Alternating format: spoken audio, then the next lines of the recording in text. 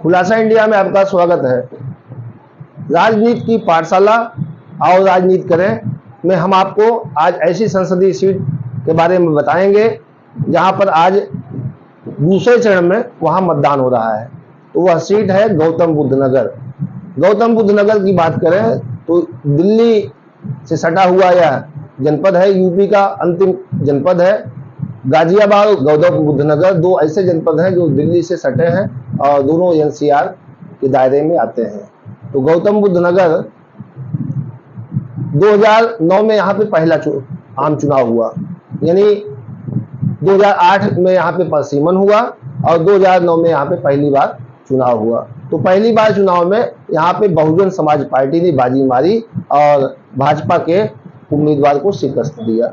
फिर 2014 में चुनाव हुआ तो भारतीय जनता पार्टी के उम्मीदवार ने बाजी मारी और तीसरी बार जब चुनाव हुआ 2019 में तो पुनः भारतीय जनता पार्टी रिपीट किया उसका उम्मीदवार। और यहाँ 2024 का जो चुनाव हो रहा है तो गौतम बुद्ध नगर के लिए 2024 का चुनाव चौथी बार हो रहा है।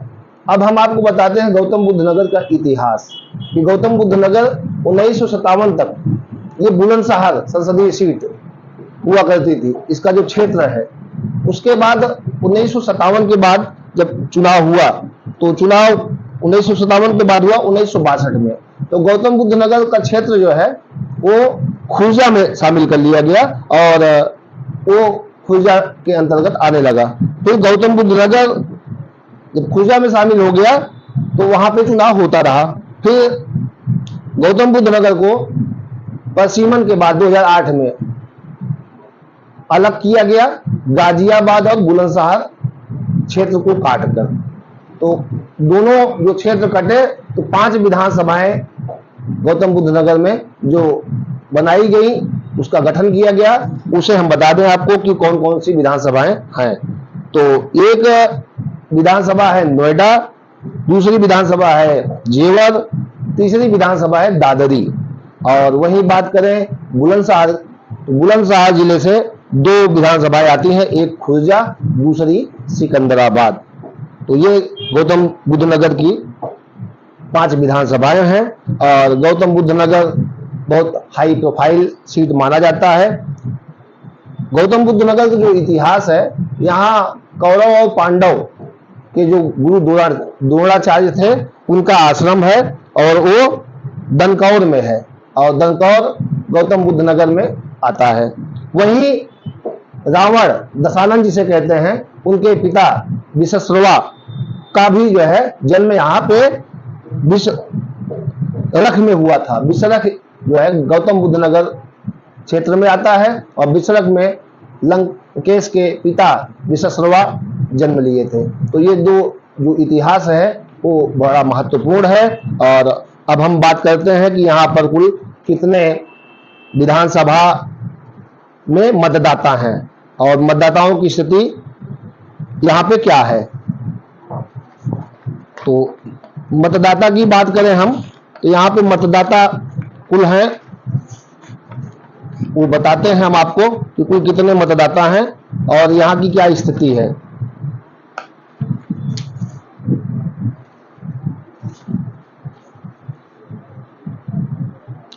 जो 24 का चुनाव होने जा रहा है यहाँ पे मतदाताओं की बात करें तो 26,20,000 मतदाता हैं, जिनमें पुरुष मतदाता की बात करें तो 14,21,000 मतदाता पुरुष हैं और वहीं महिलाओं मतदाताओं की बात करें तो 11,98,000 महिला मतदाता हैं। एनसीआर की वजह से गाजियाबाद और गौतम बुद्ध नगर में मतदाताओं की संख्या काफी अधिक है। तो जैसा मैंने बताया कि 5 विधानसभा में 3 विधानसभा आपकी गौतम बुद्ध नगर जनपद से है और 2 विधानसभा आपकी बुलंदशहर से है। और 2022 में जो चुनाव हुआ यहाँ पे गौतम बुद्ध नगर 5 विधानसभाओं में, तो इसमें सारी सीटें भारतीय जनता पार्टी के पाले में गई। वो और 2017 की बात करें तो 2017 में भी बहुजन समाज पार्टी ये सभी 5 सीटों पर अपना परचम लहराया था। और यहाँ पर रक्षा मंत्री के बेटे पंकज सिंह इस लोकसभा सीट के अंतर्गत आने वाली नोएडा विधानसभा से 2 बार विधायक रहे हैं। तो अब हम बताते हैं आपको कि 2009 में यहाँ पे जब पहला चुनाव हुआ तो जो जो उम्मीदवार लड़े जिस दल से, उनके बारे में उनकी क्या स्थिति रही, ये हम आपको बताते हैं। तो बहुजन समाज पार्टी जो पहली बार गौतम बुद्ध नगर से खाता खोलती है, उसके उम्मीदवार रहते हैं सुरेंद्र सिंह। उन्हें 2,45,613 वोट मिलते हैं। और भाजपा के महेश शर्मा को 2,29,709 वोट मिलते हैं और वो दूसरे नंबर पर रहते हैं। जबकि समाजवादी पार्टी के उम्मीदवार नरेंद्र को 1,18,584 वोट मिलते हैं और उन्हें तीसरा स्थान मिलता है। अब हम बात करते हैं 2014 की। 2014 में देश में मोदी लहर थी और दोबारा भारतीय जनता पार्टी ने डॉक्टर महेश शर्मा को अपना उम्मीदवार बनाया और महेश शर्मा को 5,99,702 वोट मिले थे और वो विजयी हुए थे। वहीं सपा के नयन भाटी को 2,80,000 वोट से शिकस्त दी थी। सपा के नयन भाटी को 3,19,490 वोट मिले थे और वो दूसरे नंबर पर थे। जबकि तीसरे स्थान पर बहुजन समाज पार्टी के सतीश कुमार थे, उन्हें महज 1,98,237 वोट मिले थे। तो ये 2014 की बात बताया मैंने। अब 2019 पे आते हैं कि एक बार बहुजन समाज पार्टी के सुरेंद्र को विजय श्री मिलती है, दूसरी बार चुनाव होता है 2014 में तो भारतीय जनता पार्टी को मिलती है। अब तीसरा चुनाव हम आपके सामने बता रहे हैं 2019 का, उसका क्या परिणाम रहा। तो 2019 में डॉक्टर महेश शर्मा तीसरी बार भारतीय जनता पार्टी के उम्मीदवार होते हैं और उन्हें वोट मिलता है 8,30,812 वोट। 3,36,922 वोटों से सपा के उम्मीदवार सतबीर नागर को वो चुनाव हराते हैं। जबकि 2019 का जो चुनाव हुआ था देश में, उसमें उत्तर प्रदेश की बात करें तो समाजवादी पार्टी और बहुजन समाजवादी पार्टी का गठबंधन हुआ था और दोनों संयुक्त उम्मीदवार के रूप में सतबीर नागर थे और उन्हें बुरी तरीके से शिकस्त खानी पड़ी। 3,36,922 वोट, इतने प्रचंड मतों से डॉक्टर महेश शर्मा दूसरी बार चुनाव यहां से जीते थे।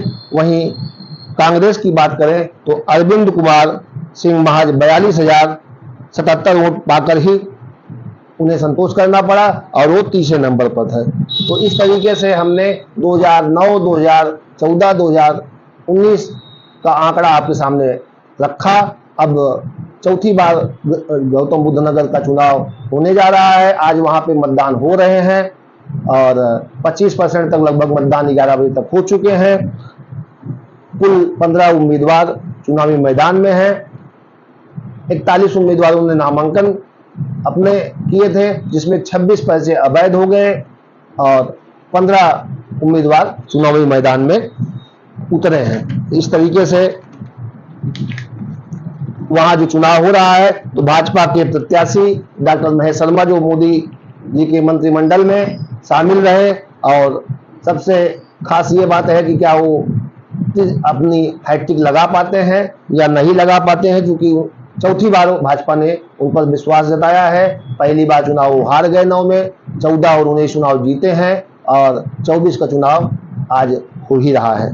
इस तरीके से हमने आपको सब बातें बता दिया और डॉक्टर महेश शर्मा का क्षेत्र में काफी प्रभाव है। तो वहीं जो है समाजवादी पार्टी, कांग्रेस, आम आदमी पार्टी इस चुनाव में लोकसभा 2024 में गठबंधन किया है।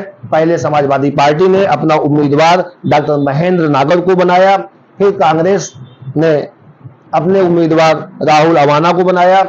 दोनों पार्टियों में बाद में आम सहमति बनी, फिर कांग्रेस ने अपना उम्मीदवार राहुल अवाना को वापस लिया और अंतिम रूप में नामांकन करते समय समाजवादी पार्टी के जो डॉक्टर महेंद्र नागर हैं, इन्हें संयुक्त उम्मीदवार के रूप में स्वीकार किया गया और यही चुनाव मैदान में रहे, डटे रहे।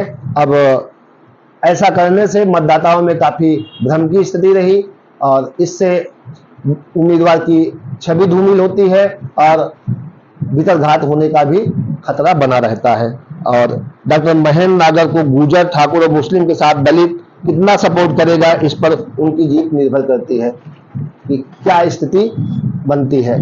बसपा उम्मीदवार राजेंद्र सोलंकी की बात करें तो सिकंदराबाद से चुनाव जो विधायक रहे हैं, चुनाव लड़े हैं और लड़ रहे हैं, पूर्व में वो विधायक रहे हैं। मुस्लिम मतदाता भाजपा पर भी कुछ प्रतिशत जा सकता है। बसपा उम्मीदवार राजेंद्र सोलंकी को राजनीति का अच्छा खासा अनुभव रहा है। सिकंदराबाद विधायक भी रह चुके हैं। कहा जा रहा है कि राजेंद्र सोलंकी को ठाकुर समाज का अच्छा समर्थन मिल रहा है। इस तरीके से गौतम बुद्ध नगर की ये सीट त्रिकोणात्मक दिखाई दे रही है। वहां पे जो मुकाबला है वो त्रिकोणीय होता दिख रहा है। ठाकुर, ब्राह्मण, गुर्जर मतदाताओं का गौतम बुद्ध नगर संसदीय सीट पर काफी वर्चस्व है और दिल्ली से सटे उत्तर प्रदेश की गौतम बुद्ध नगर सीट हमेशा से ये ठाकुर, ब्राह्मण और गुर्जर मतदाताओं का वर्चस्व रहा है। मुस्लिम और दलित मतदाता भी यहाँ इस सीट पर अच्छा खासा प्रभाव रखते हैं।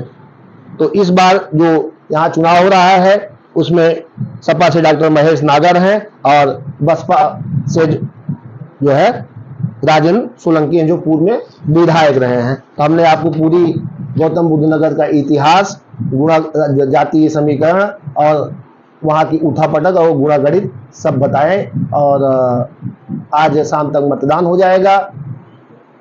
फिर देखना होगा कि 4 जून को वहाँ पर डॉक्टर महेश शर्मा हैट्रिक मार पाते हैं अथवा सपा और कांग्रेस का जो संयुक्त उम्मीदवार है डॉक्टर महेश नागर चुनाव जीतते हैं, या पूर्व विधायक राजेंद्र सोलंकी जो बहुजन समाज पार्टी के उम्मीदवार हैं चुनाव जीतते हैं। हालांकि बहुजन समाज पार्टी अपना हर बार उम्मीदवार बदल देती है, इससे काफी नुकसान होने के खतरे रहते हैं और सपा और कांग्रेस ने भी उम्मीदवार बदले हैं। इससे डॉक्टर महेश शर्मा दोबारा या तीसरी बार चुनाव जीतने के उम्मीद में हैं। धन्यवाद।